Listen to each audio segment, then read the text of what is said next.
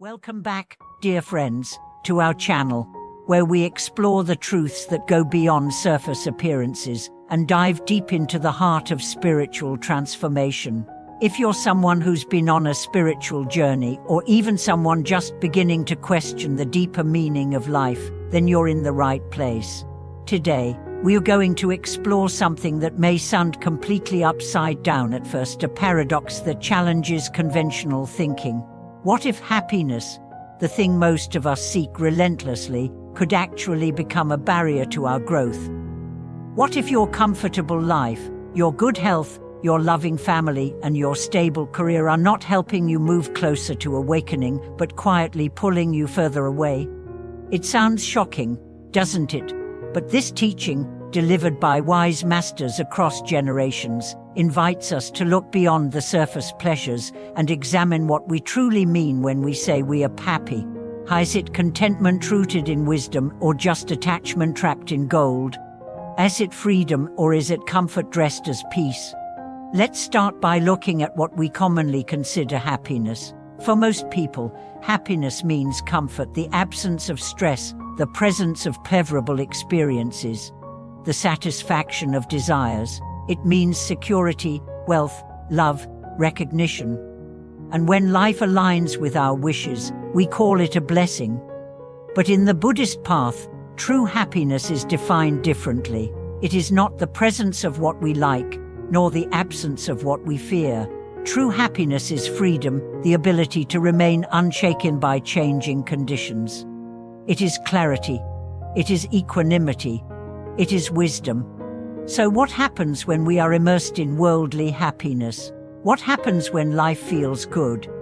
Often, something subtle takes root: complacency, the sense that things are fine as they are, that there's no urgency, that the spiritual path can wait, that enlightenment is a nice idea, but not as pressing as work, family, or rest. This is how happiness, when misunderstood, becomes a distraction. It dulls the sharpness of inquiry. It softens the hunger for truth. It delays the inner revolution. The irony is profound.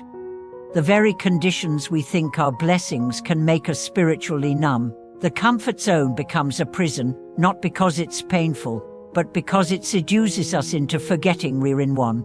Let's bring this to life with an example. Imagine someone who has a stable job, a loving spouse, a beautiful home, and good health. There's no immediate suffering, no major trauma, no chaos. Life is smooth. But because there's no obvious suffering, there's also no strong motivation to question deeper truths. Why examine impermanence when everything feels stable? Why think about death when life feels full? Why investigate craving when desires are being met? Yet the wheel turns. Change comes.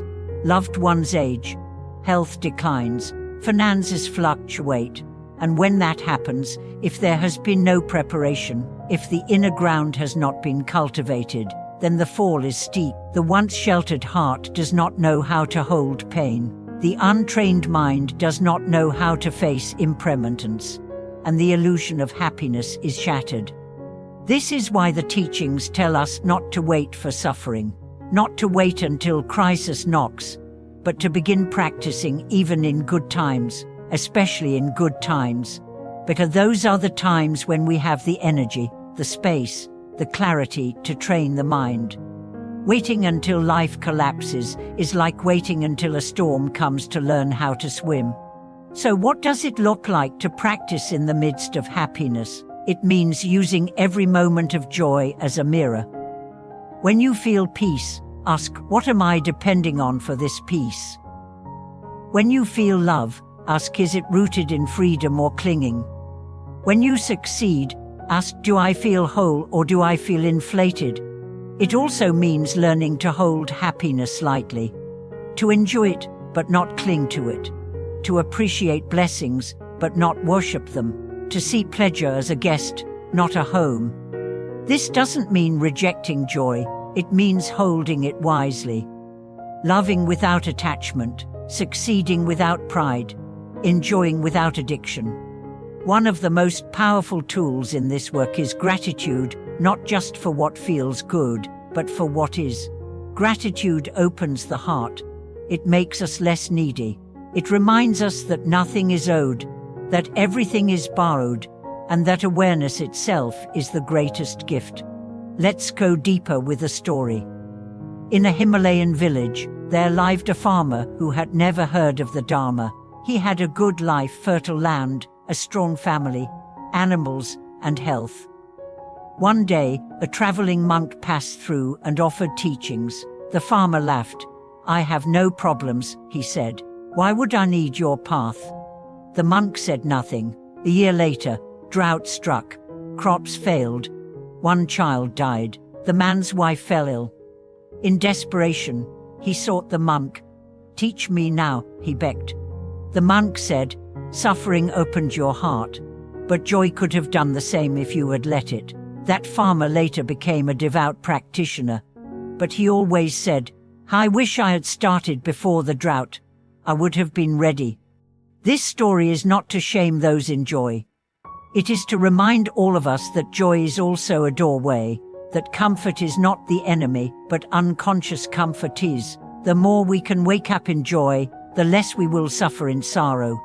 So how do we train ourselves to stay awake in happiness? First, cultivate mindfulness even when life feels easy. Don't let ease turn into sleep. Practice meditation not because you are suffering, but because you are alive. Watch your mind even when it feels calm. That is the best time to observe. Second, reflect on impermanence. Don't fear change, embrace it. Use each day of health to prepare for aging. Use each moment of love to prepare for loss. Not to be morbid, but to be real. To meet life fully. Third, dedicate your joy. Don't hoard it. Don't isolate it. Share it. When you feel grateful, wish the same for others. When you succeed, use it to uplift someone else. This turns personal happiness into collective liberation. Fourth, keep asking deeper questions.